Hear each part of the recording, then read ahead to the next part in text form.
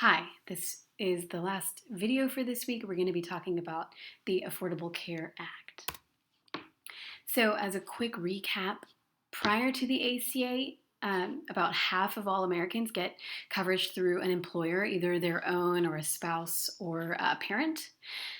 About 12% through Medicare. Just as a heuristic for keeping it straight, Medicare is care for the elderly. Medicaid is aid to the needy, primarily low-income kids and their parents. Medicaid had another 18% of the population. Those were the three major channels of coverage. In addition, there was some access to the non-group market. That is called non-group because that's opposed to the employer group.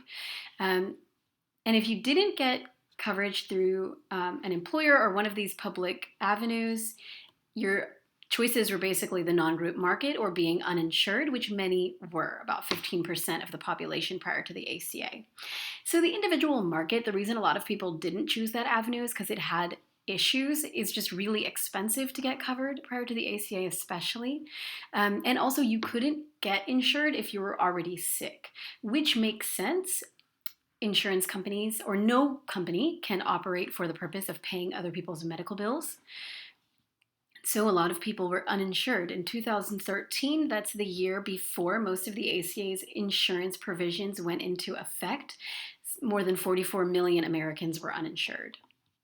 Is that a problem? I think there are two main ways that's an issue. One is the humanitarian issue. We all kind of have that instinct to help somebody who's hurt. And that's codified in law by the Emergency Medical Treatment and Labor Act, which requires hospitals to at least stabilize a patient that comes in regardless of their ability to pay. And then there's also the cost issue, the fact that emergency departments are complex places. So ushering the uninsured into an emergency department as their main source of contact with the medical care system is just a really inefficient way of providing care.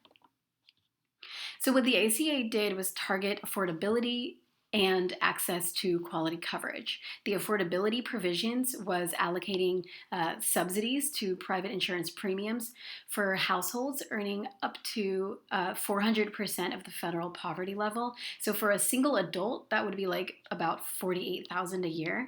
It expanded access to Medicaid beyond parents and kids to cover also poor childless adults, those earning up to 138% of the poverty level, which is about $16,000 for a single adult.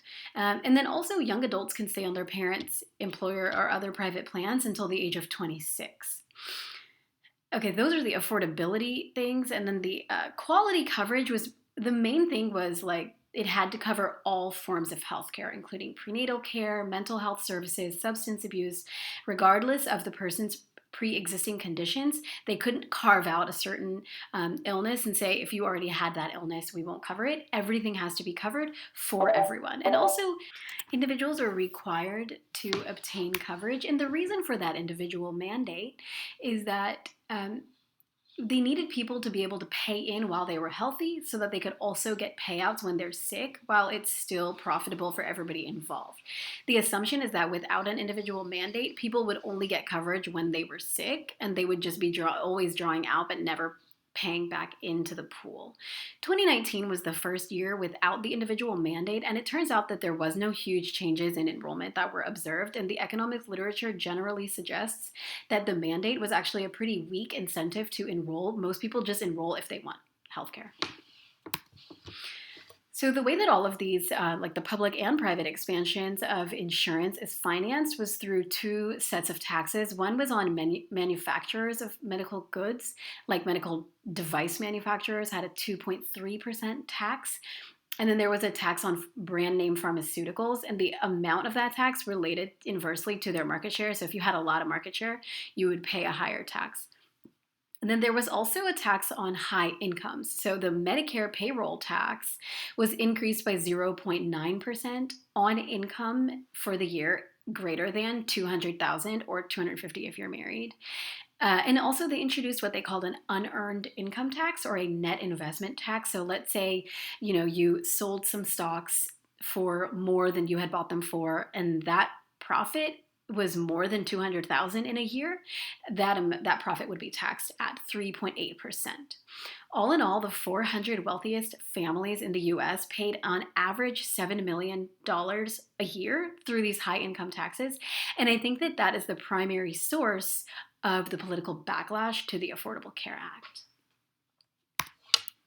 So after the ACA and its insurance access and and affordability expansions, employer coverage pretty much stayed the same. Medicare largely stayed the same. There was an increase in Medicaid coverage, 2 percentage points of the population. If you think about, the US has over 300 million people, so 2 percentage points is about 6 million people. Between 2013 and 2018, it actually increased by about 10 million people, because there was kind of a ramp up period. There was some increase in the individual market for insurance as well. And there was a big reduction in the number of people who were uninsured. It went from 15% to 9% of the US population just in that 2 years.